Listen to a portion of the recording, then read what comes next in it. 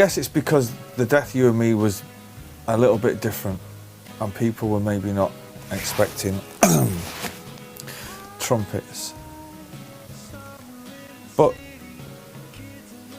and maybe BDI, you know, did what they do, which is rock and roll, do you know what I mean? I don't know, you'd have to ask people who commented on it. But I'm aware that, you know, that the video got a million fucking hits in a week and shit like that. Yeah, I'm aware of all that, and I was amazed by it. I guess it's not about one song, do you know what I mean? But as it's gone at the moment, it's all good, and the reaction to What a Life is great, and you know, the reaction to If I Had a Gun is fucking great. So it's all good, do you know what I mean? But 3 songs don't make an album, you know, and how that equates to success, I don't know. I can only, I'll put it like this, if people buy it and don't like it, I'd be fairly disappointed, because I think people will, and if, you know, there's plenty of stuff on there for people to, if you liked Oasis and like what I did, and like what you've heard already, there's shitloads on there for you to love. But if you hate me and what I've done, and what I've put out so far, there's fucking lots on there for you to despise.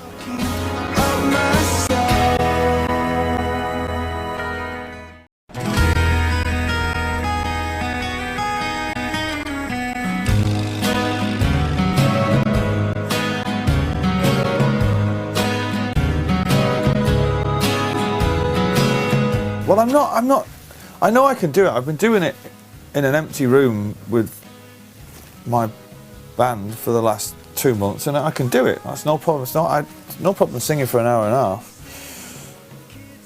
I've not done it in front of a crowd yet. And if I'm more concerned about anything, it's about what people are going to expect. Because really, I haven't got fuck all to say, really.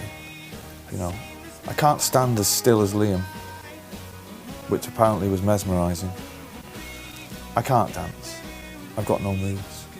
I don't do magic tricks. I look a bit grumpy. Do you know what I mean? If you're coming to see anything, there's nothing to see.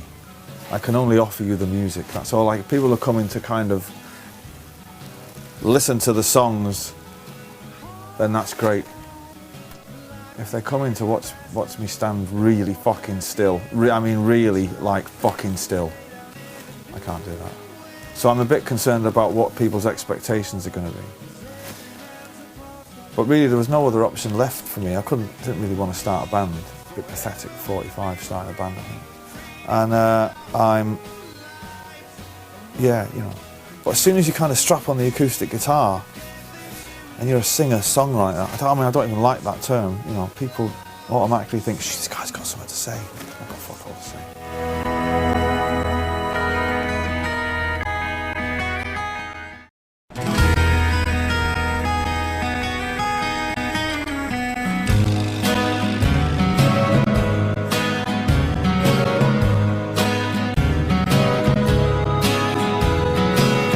Well, I can't even mention Liam's name because I'll get sued.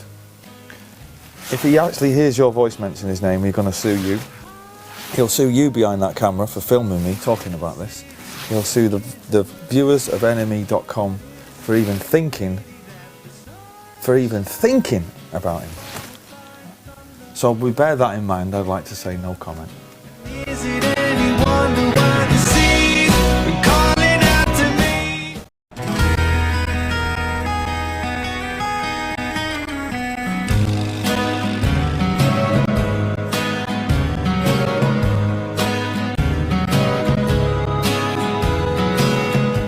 It's all with the internet, the advent of the internet and all that. It's all fucked now. We're, you know, some of us are old enough to remember, you know, Top of the Pops and the chart show and all that, you know.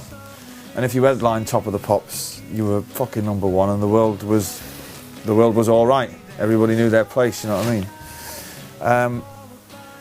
But yeah, it's crazy now. The charts are just insane, and the way people sell music is insane. It's like What a Life is out at the minute, but it's not out. It's out, but you can't buy it It's like, oh no, well it's actually coming out next week. So it's number 20 in the fucking charts. What are you talking about? Yeah, but it's not actually been released until next week. I don't understand why. Oh yeah, I know, you release it 2 weeks after it's been released now. That's what we do. I'm like, who's we? Who are they? That's how they do it. Who are they? It's fucking insane.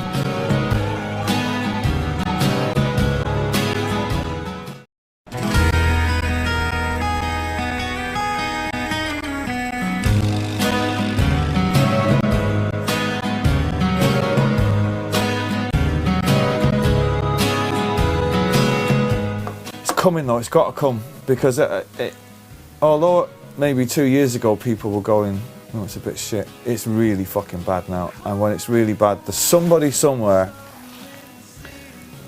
who's either like Ian Brown or Liam or Bobby Gillespie or a songwriter like me who's going to retell the story, because that's all it is. That's all rock and roll is retelling the story of rock and roll, which is a great fucking story. And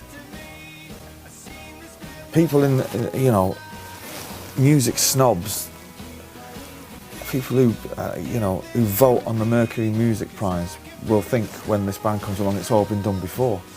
But it's only a story that needs fucking retelling for a new generation. You know, rock and roll is gone at the minute, but it'll never die, because Neil Young said so.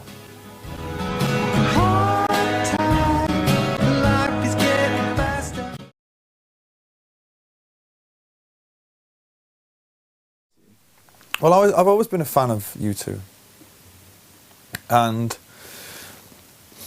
I got to say, the only fucking one in my circle of friends in my entire life, I've fought their fucking corner. Everybody else, not doesn't get it, fucking hates them. But I love them, and I love the Joshua Tree. I even like Rattle and Hum, you know, for all its faults, but I do love it. But I queued up outside Our Price Records in Piccadilly Gardens in Manchester the day it came out, and I bought it on cassette, and I thought it was great then, and I still think they've never really looked back from that album. It's like when you started to read the stories about them, they dismantled everything and they went to Berlin because of David Bowie and Iggy Pop and Lou Reed and all this, and they'd been listening to fucking Stereo MCs and Happy Mondays, and they'd reinvented their sound. It was really inspiring. And I remember that NME went and tracked them down on tour, didn't they, and kind of hopped on the plane and went on that Zoo TV tour. And I seen them on that tour, and they came to Manchester to do a benefit gig to try and get Sellafield nuclear power station closed down. And the bill was, that day, and this is no word of a lie, Public Enemy, Kraftwerk and U2. The greatest gig of all time. And they used to do Satellite of Love by Lou Reed, and Lou Reed used to do it on a screen like he was coming in live by satellite. But this night, he was actually in Manchester, and he came and walked down this catwalk and sang it. And you're on the stands going, fucking Lou Reed, is it right? What hotel is he staying at? We've got to go and fucking see him. And that Zoo TV tour, I remember there was a DVD come out in a documentary. I remember I used to watch it constantly, and I was roadieing at the time for the Inspiral Carpets, and they used to take the piss. Fucking U2. And I was like, this is the fucking future, man. It blew me away, that gig. The TVs and, you know, the DJ used to come down in those little cars to Rock and Roll by Led Zeppelin.